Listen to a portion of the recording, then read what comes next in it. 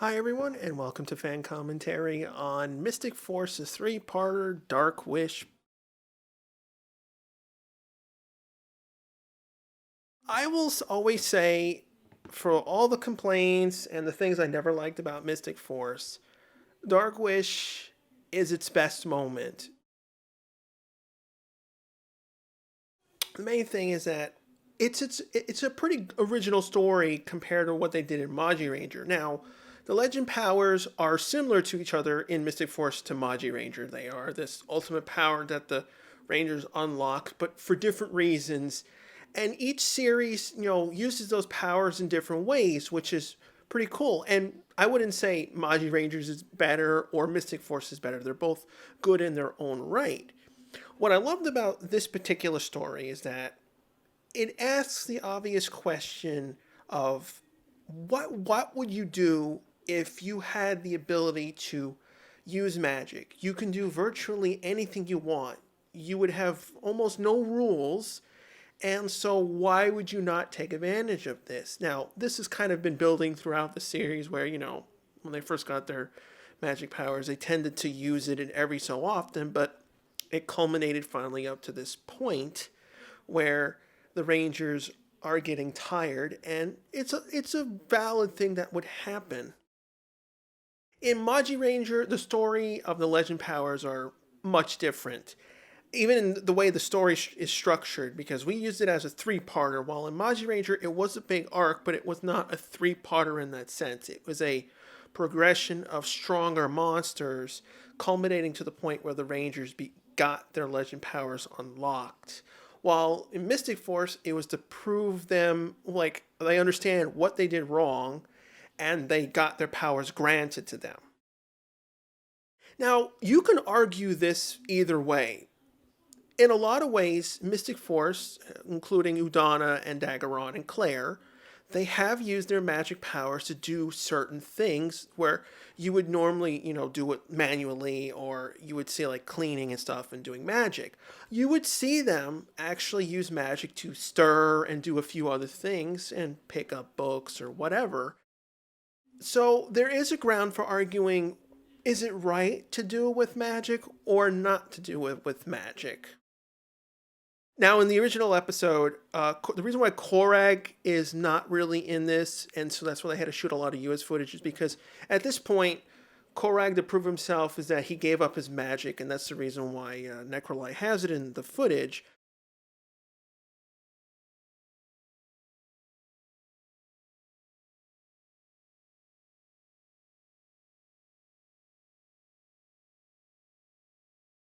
The only thing I really want to nitpick is that while they did set it up that the Rangers, slowly got it, it was kind of an abrupt jump because, like, here's a perfect example where the guys are just blatantly doing it. When I wish they had a little bit more gradually building, like maybe like one or two episodes before, where they just got into a really big fight and they were just tired, so they started doing this. Every time I hear Udana say that, I'm thinking of Professor Oak.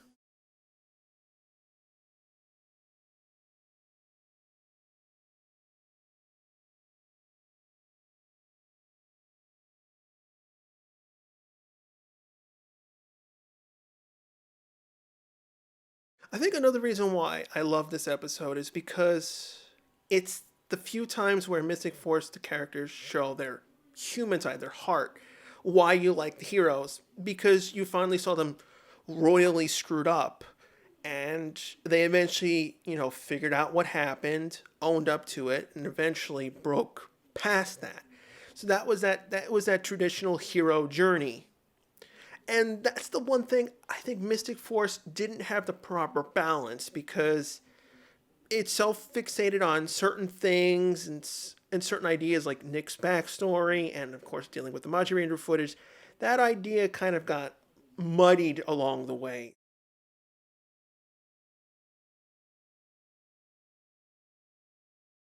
Although I will say that there is a couple of nitpicks throughout the episode. The main idea behind this is that the whole reason why the Rangers are being, used like this is so they can do a mistake. And hoping that Gingy is used and for him to be captured so that they can be used as a wish. Now, the logical problem with this, and I always had this problem when I even first saw the series, even before I saw Magiranger and I just saw Mystic Force for the first time, the first thing I thought, well, we have a magical being that can grant wishes. Now, the usually how it works is that whoever rubs the lamp gets the wish, and that could be anything. The problem is one ranger could wish for something, then another ranger can wish for something, and so on and so forth. So technically, they could have solved a lot of the show's problems with these various wishes, which they don't like to answer why. I wish they had delved into it a little bit more versus just this. That's really the main nitpick I have. There's a couple of things that people will complain about at the end of the episode, which I'll discuss later. Now, for the most part, all these fights are all U.S. material because the way the original Magiranger footage played out, they were gradually monsters fighting them over time, and it was over multiple episodes. While two or three monsters were already defeated, while this was built up throughout the episodes.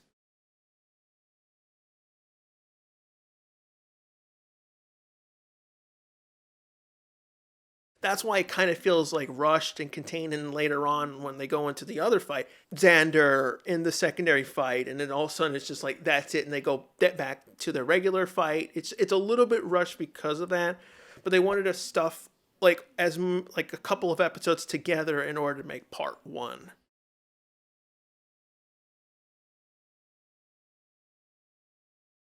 In some ways, Dark Wish kind of wasted these guys because they had to make them forcibly do this in order to get the wish going. It kind of sucks in that sense.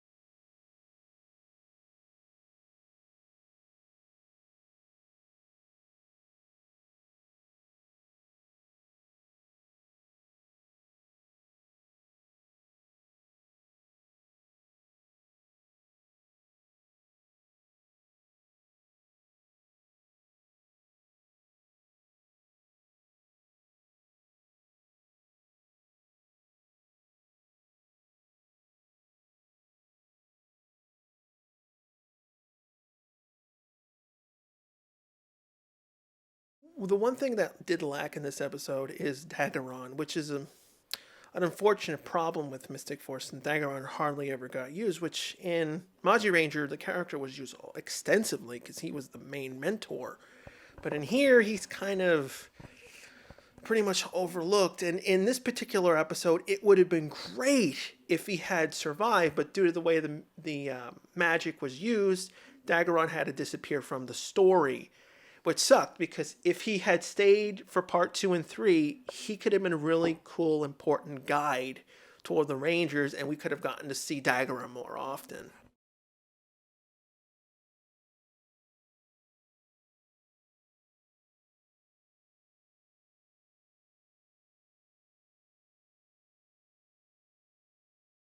The cool thing though is the Rangers screwed up because they were trying to do the right thing. It wasn't because of it wasn't totally arrogance and them trying to show off like, oh, we're better than each other. It was actually no. It's very valid for what they did. And I don't really say any negative toward them because would you really argue that you wouldn't do it? You would be so perfect where you would not be tempted to use a wish or your magic to do virtually anything like your homework or to save someone's life or even to bring back their lives because they really don't go into the depth of like how far their magic can go.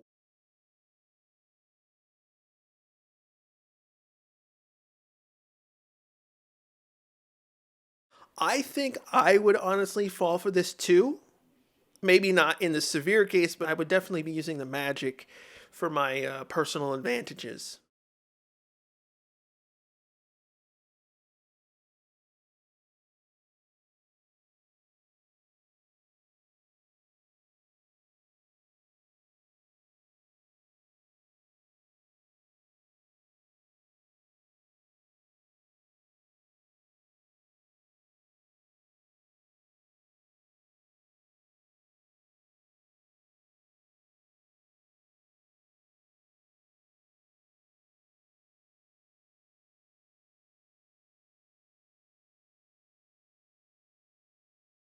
Like I said, a lot of the material was truncated and or cut out. So a lot of these like last minute like moments where the Rangers succeed is kind of like out of nowhere and they kind of gloss over it because for the most part they're doing a pretty good job defeating all these monsters even though they're really powerful.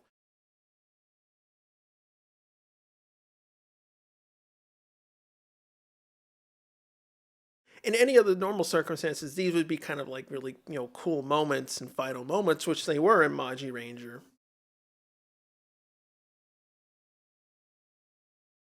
There's a bit of censorship coming up over here. I'd never understood it because we saw the body parts of the monster fall down there, but over here they censored it with the sparkles, which I didn't understand why they did that. We've seen monsters blow up a billion times and fall into pieces and whatnot, and then they felt like that was weird there.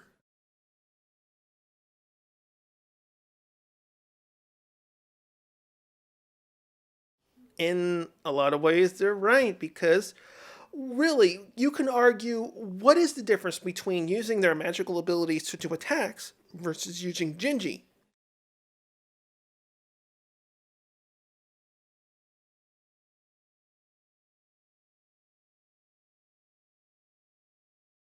I do like how she points out why would they, fight only one time, which is a lot of times fans would argue that it's like if you can make so many different monsters, why not make 100 or 1,000 or 1,000,000 and send them all against the Rangers? We always fall into that same traditional trap of one monster per episode for the most part. What was more annoying, like here, is they obviously know something. There's a plan being set up, and they need to be worried about it. The problem is, I wish they had done something with Daggerum where he was either taxed, meaning he was preoccupied during a fight here, or because of the Rangers acting weird, he was trying to teach them, but it was stressing him out, where he ended up doing the mistake of using Gingy without thinking about it versus the Rangers directly forcing him because it felt a little bit too like how convenient Dagger used Gingy. When many other times he's used Gingy as a finisher and it was not much of a big deal, which is kind of a problem with the Japanese footage because again, in the original episodes, this entire Gingy wish thing did not happen at all. There is no wish, there is no journey of that. The way the legend powers work, it's in Magiranger, it's an evolution of their human bodies. When they reached the point of them using magic, they pushed beyond that and unlocked their legend powers, which is a cool thing and a bad thing.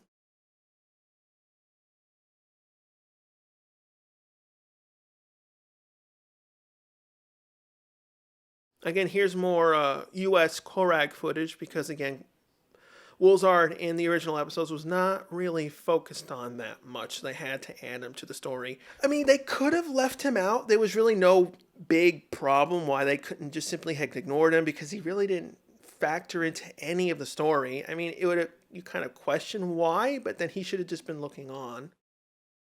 It's also kind of confusing on how when the wish occurs in the next part of the episode, why he remembers things and the Rangers remember things, but Udana, Claire do not.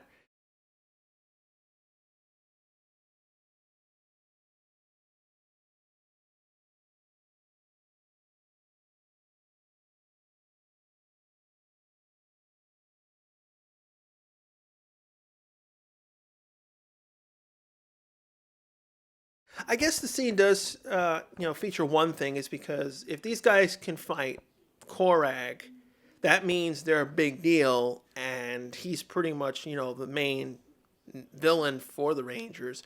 What it also shows is that when the Rangers do get their legend powers, they finally actually exceeded Korag in skill and magical ability, which actually heightened Korag himself to improve in the later of the season.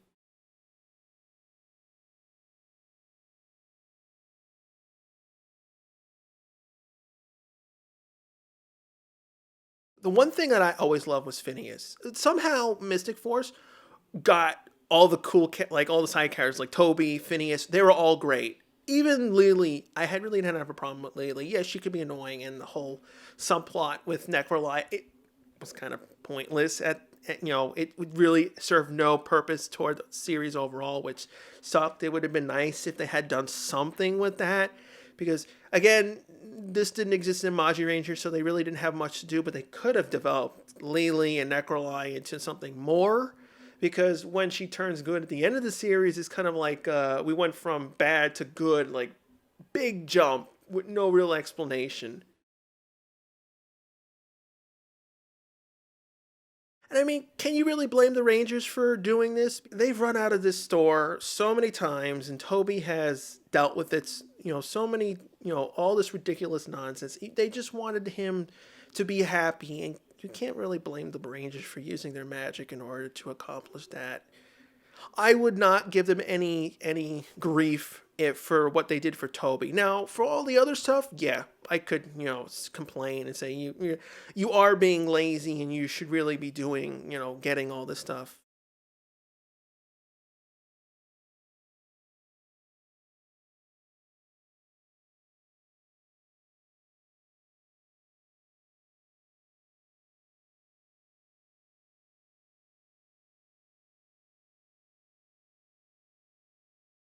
This is like the dry humor that I actually appreciate that the series does right. But then there are times when they have Norg, who is very similar to Phineas, but he became so aggravating because he really didn't help and he wasn't really funny in the sense of where it works into the story, because you kind of need Phineas here to help Korag, and it gets them out of the way, and then you still like, oh, what happened to him? It gets him still involved in the story in some capacity.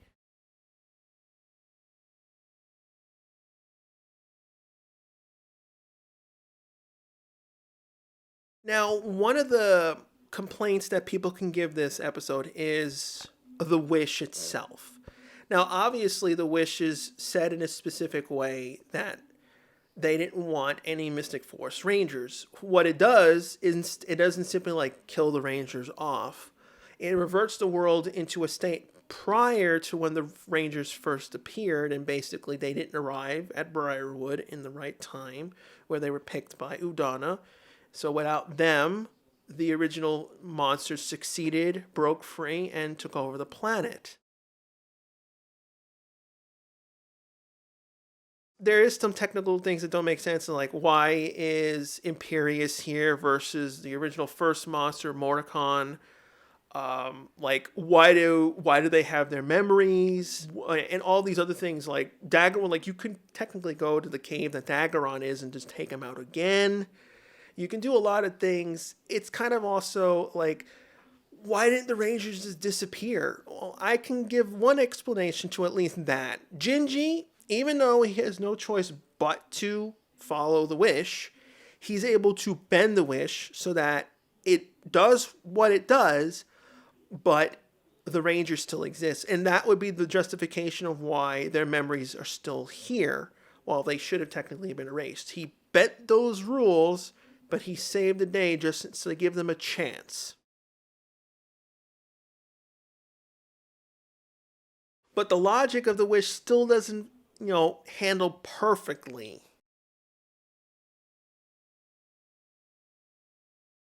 Now, in the original Magiranger episode, they were setting up this whole a thing in order to release the Master or Enma in that story.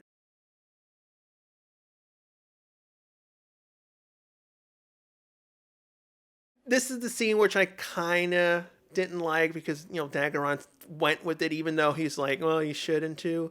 Now in the Magiranger, he simply fires Gingy or Smokey, and he just simply attacks him and misses him. So if you pay attention, you actually see one of the monsters disappears, because the footage is all over the place, so they had to cut around certain scenes. In the original episode, Smokey simply just attacked. He failed, got knocked away, and sent back into his thing, and then Magi-san just fell into the water, like here.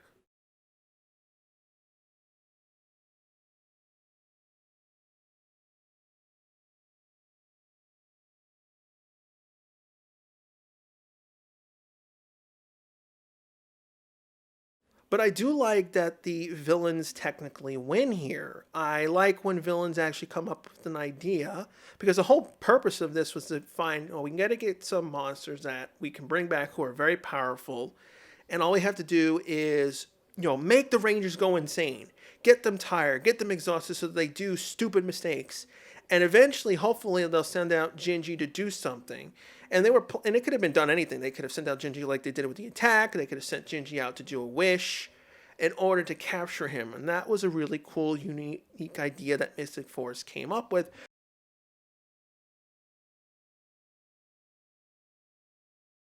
The legend power limitations in Magiranger, I really didn't care for, so I'm glad Mystic Force didn't copy it, because it was a big thing in Magiranger. I'll go into a little bit more detail in part 2. But it was like virtually pointless for the overall part of the story, so I'm glad they didn't bother going with it.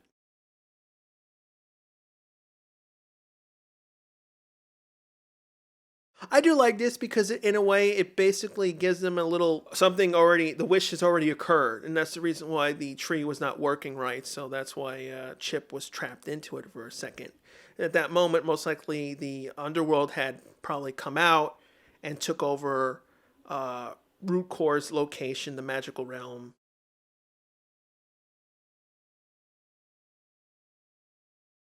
I do like that, part 2 and 3 actually, focus on this whole black and white, eerie, washed out coloring.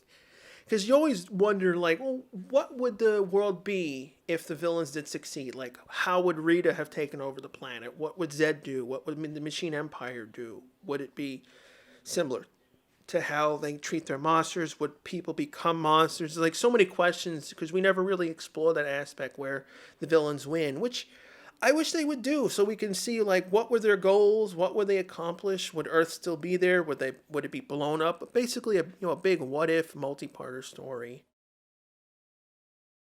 If you like my content, consider leaving a like and subscribing.